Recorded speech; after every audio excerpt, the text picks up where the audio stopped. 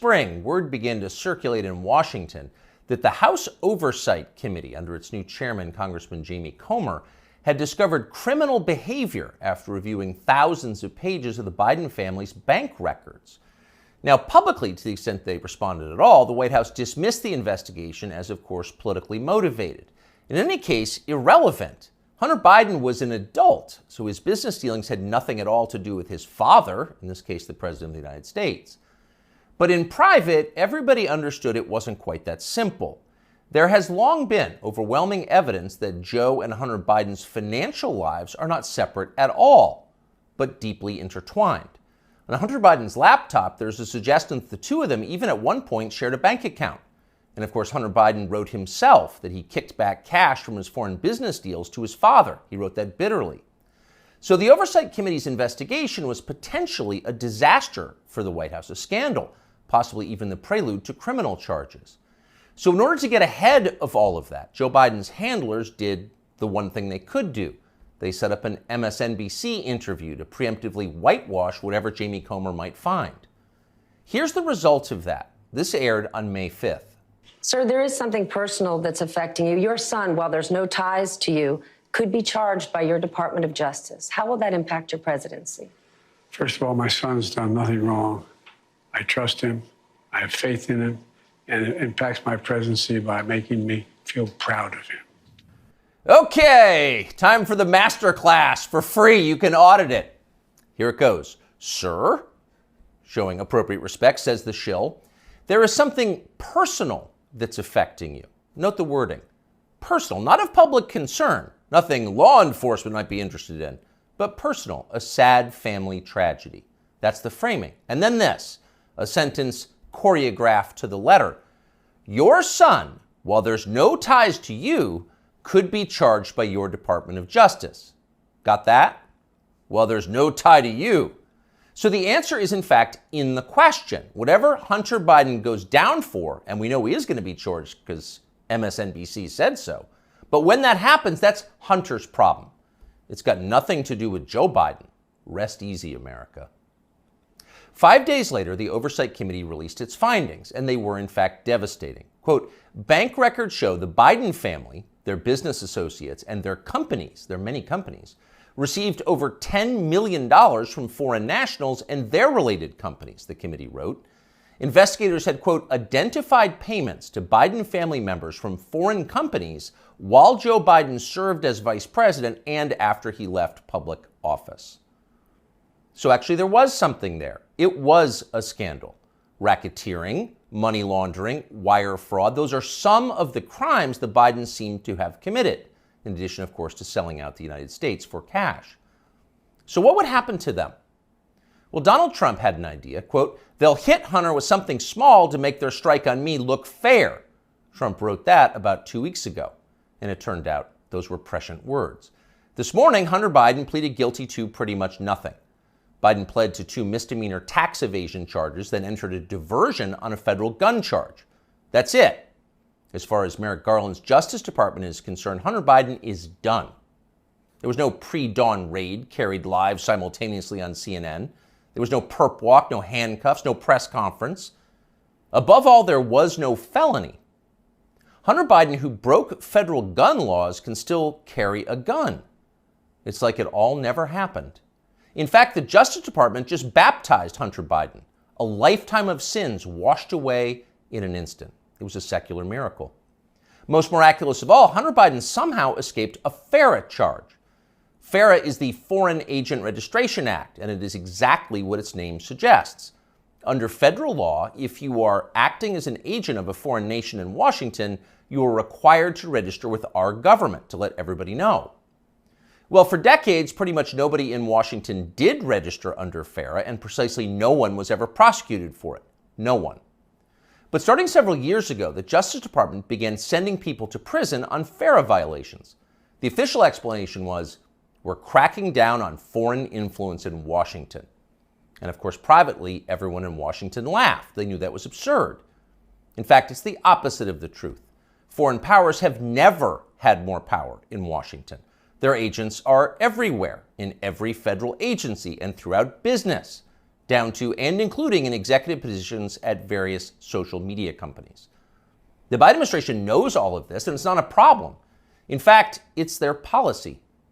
From the administration's perspective, the concerns and the demands of, say, the Chinese government, or particularly the Ukrainian government, are far more important than the needs of American voters. We're cracking down on foreign influence. Please. The point, the only point of enforcing FARA, after decades of ignoring it, is to harass and imprison high-profile political opponents.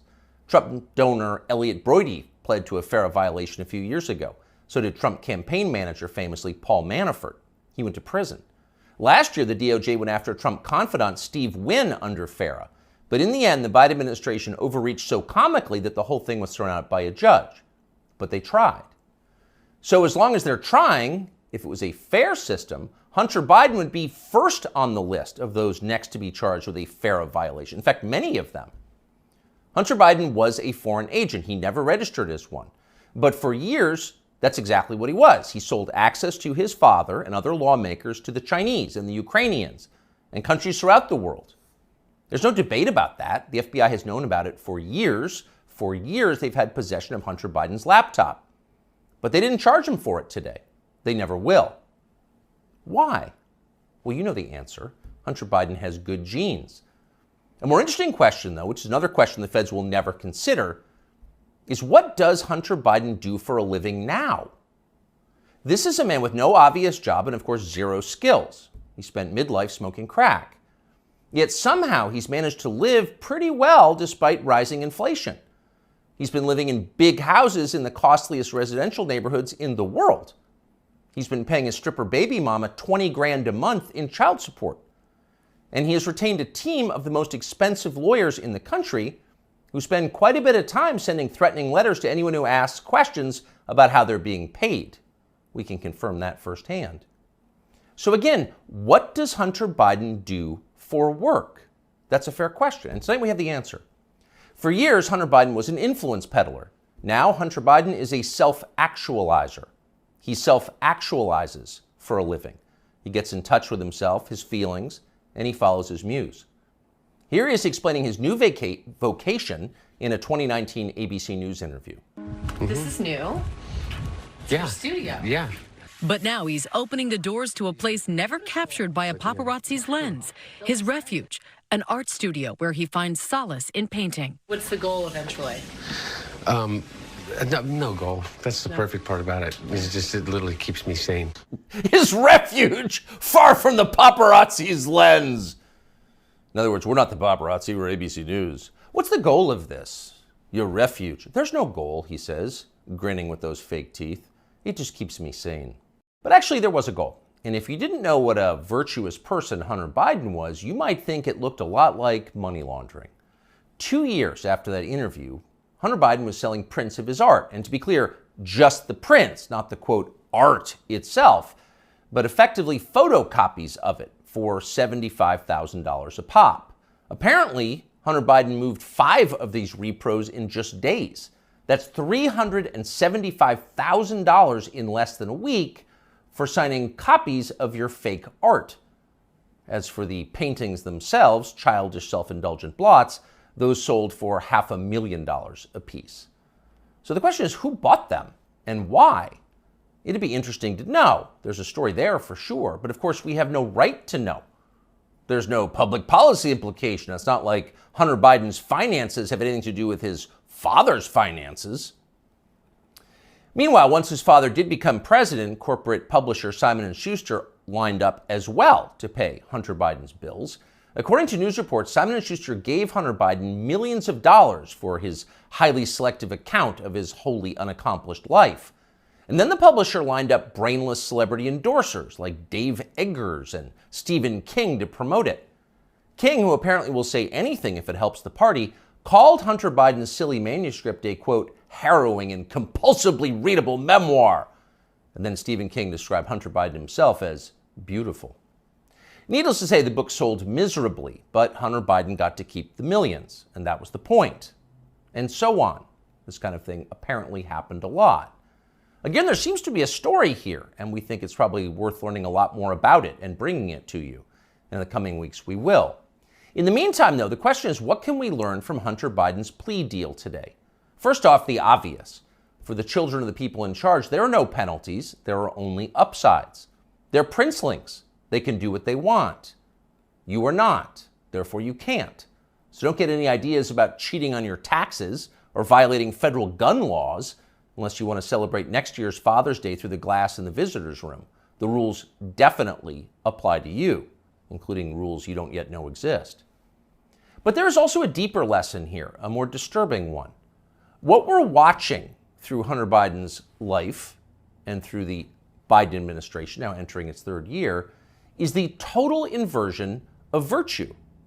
What was once considered admirable is now derided as stupid, if not racist. That would include achievement, intelligence, honesty, self-control, humility. Those are features of the old America. Those were yesterday's virtues. They are gone.